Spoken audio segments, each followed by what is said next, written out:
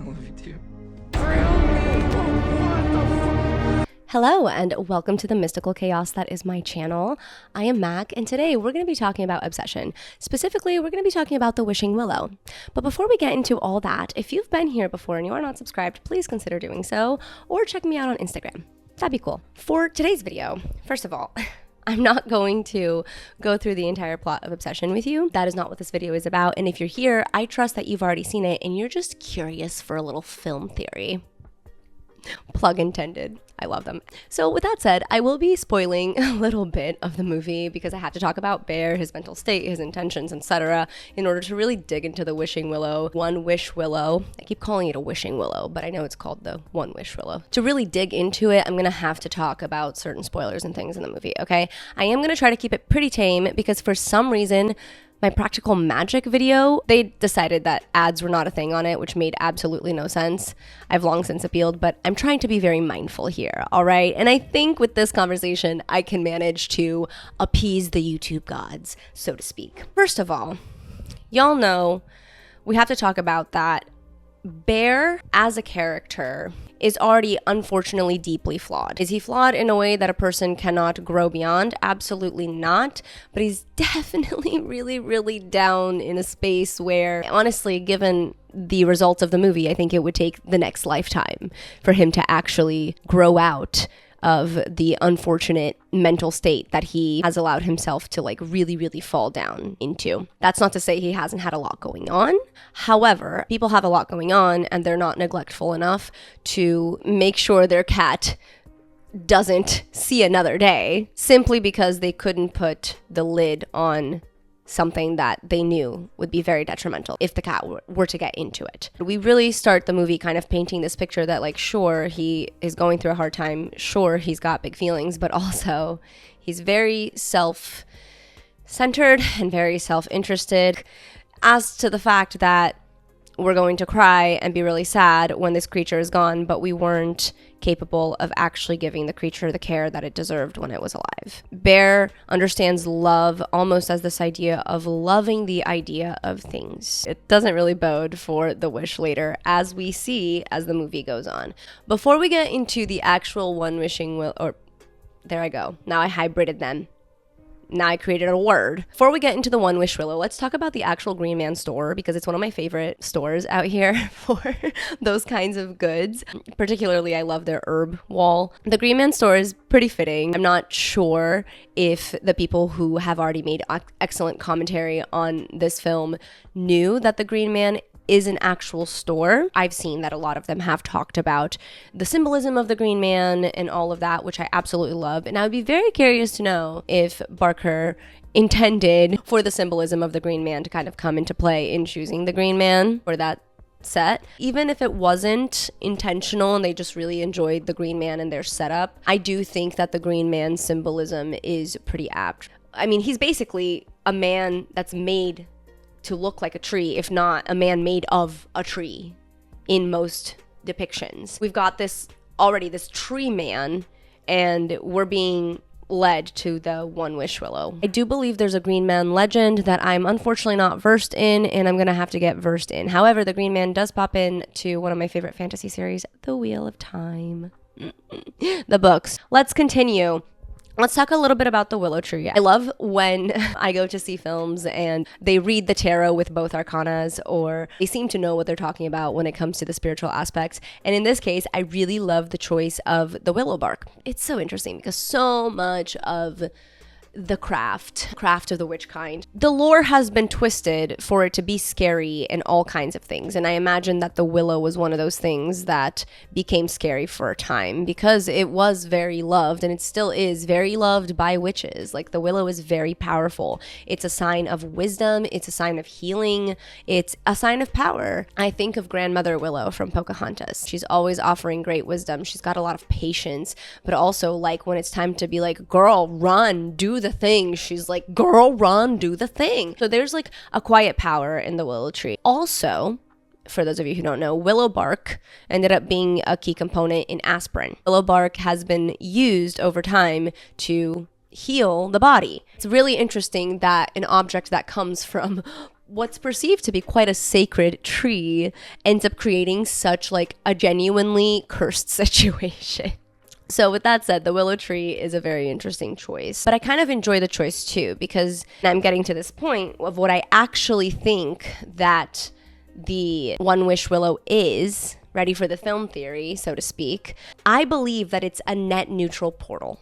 It's a net neutral portal, a very powerful net neutral portal that can essentially pull in whatever it is that you're wishing. However, it's gonna pull in whatever it is that you're wishing. When I'm saying what you're wishing, as the movie showcases, I don't believe that it was just Bear's wording that broke the potential of it being good. I mean, Bear's wish to begin with was always going to be a net negative. It was never going to end up well because it involved persuading another person to essentially be something that they're not. And that's exactly what ended up happening. That's just scratching the surface, because I genuinely believe that his inner world and his idea of love, again, very flawed, the idea of love that comes from someone who's in the mental health space that he is and has become entitled in the sense that, again, we're not well enough to go to trivia night, but we also weren't loving enough of the cat to make sure that it didn't perish. We've got this like unclear idea of love, right? Like the more we go to therapy, the more we heal, the more we start to realize like what love with true respect and boundaries really is. But until we do that work, we really can't get there. So Bear clearly has not done that work. That's not work that he seems to be interested in doing. And I really do believe that his flawed perceptions of love, brilliantly stated by the movie with that conversation like of like the romance versus the love story, that really played a part into the wish going horribly, horribly, horribly wrong. That's my theory. It is a net neutral portal. This is showcased also by the fact that when Ian wishes for $1 billion, it's made to happen, and there doesn't seem to be any bad consequences. Same with the man in the shop, right? At first it was a lady, but then it was a man later on, and he seemed to be just fine. I actually saw a video from that actor, and he was like, I actually think that the guy asked for inner peace, serenity, and I think that's like a really good theory, and it's gonna tie into my ultimate thesis of like, what is the best way to like make a wish that genuinely benefits you and does not mess everything up in the worst way possible. Basically, whether it works well or not is entirely dependent on the wish and the wisher. The wisher's inner world, the wisher's ideas about the wish, and of course, both subconscious and conscious intentions. I've basically already touched on this, but going in with this idea now that we have this theory that it's just a net neutral portal, but it takes in account absolutely everything. It takes in account your inner world, and it takes in account all of your intentions as well as your wording and likely your emotions when you make the wish. Bear made the wish in a moment of complete desperation, in a moment of, I would say, powerlessness, because he literally was just offered an opportunity to share his feelings and he chose not to. And I would imagine that his cowardice in that moment is like truly catching up to him, and it comes out in this desperation in which he makes the wish. Now, if we break apart his wording, I want her to love me more than anything effing else in the world. I saw a video that was talking about how the profane word in his wish maybe added to the fact that Wish Nikki really seemed to like not understand when the things that she would do were very profane and like very obscene in like a horrific way, such as the multiple shrines that she kept building. So already I'm going with the idea that the net neutral portal really needs you to have precise wording. Let's break down that precise wording. Love him more than anything else in the effing world. Yeah. Okay, that would certainly put him above herself. That wording's horrific. However, I truly don't believe that there's any good way to word a wish like this. I think a wish like this would always end up really badly because ultimately you are tampering with somebody's free will. You just don't mess with people's free will. It doesn't end up good for you. It's not good karma. So in wishing a wish that essentially tampers with somebody else's free will, he already started from a horrific place. Like, that portal was gonna have to do double time, and it clearly went to some really dark places to fulfill the thing that was truly unfulfillable, because love is freely chosen. Bear doesn't get that. So there was never going to be a good end scenario for his wish. Let's go deeper into the fact that he was also in a really, really low emotional place. He had a lot of negative vigor behind him. And he's unfortunately equipped with this horrific idea of love that isn't really love, but is honestly infatuation and low-key obsession. Not to hit the nail on the head here. So all of that made a complete perfect storm for this to just end up horrifically wrong. And the net neutral portal pulled in something really, really not human and not right, because human love is freely given. Bear's idea of love is not the respectful idea of love that he realized by the end that was what he really wanted. Which, again, we're not here to talk about the entirety of the movie, but he even realized that having her as a friend was better than this. So, Now, all this to say, is there a way to make a good wish? Is there a way to make a wish where things don't go horrifically wrong? And I think so, because I do believe this is a net neutral portal. And again, we have examples in the movie that people have made wishes and things have not gone wrong. If Ian hadn't gone to Bear's house and completely just not paid attention, he would have been alive to spend his money. So what should we do if we get a hold of a one wish willow?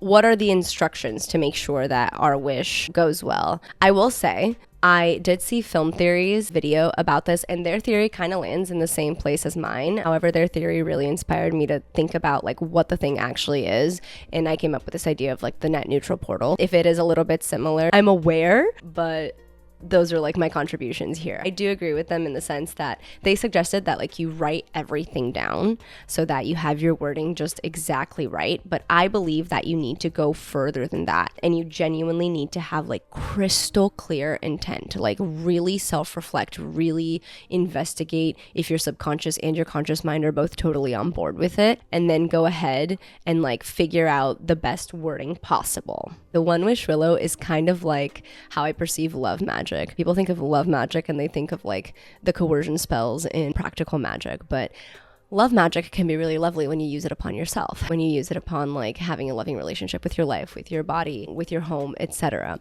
So the one wish willow is similar in the sense that if you use it to enhance your own life, if you use it to enhance yourself, a nod to the actor who said he wished for inner peace, for serenity, like if you wish for things that can really help you. For example, Bear could have wished for more confidence, or Bear could have wished for the courage to get mental help. There are so many things that Bear could have wished for that had nothing to do with Nikki that would have probably gotten him to a point where maybe like there would have been something between them because they were actually real people, both in their authentic selves, getting to know each other. So with that said, use the one wish willow in order to better your own life and your own self. It can be external, but it can definitely also be internal. Like, again, love the inner peace thing. Make sure that you are very crystal clear with your intention and your wording, and then I guess hope for the best, right? All this to say, what would your wish be? If you're still here, please go ahead and throw that in the comments. And if you are still here and you enjoyed this video, please consider liking the video, potentially hyping it, subscribing to the channel, and I am just excited to see you next time. Trust me, the Wheel of Time one is coming, but I just had to get this one done. And I'm actually wearing this because I'm going to bed right after this. So have a good one. Wish responsibly. Bye.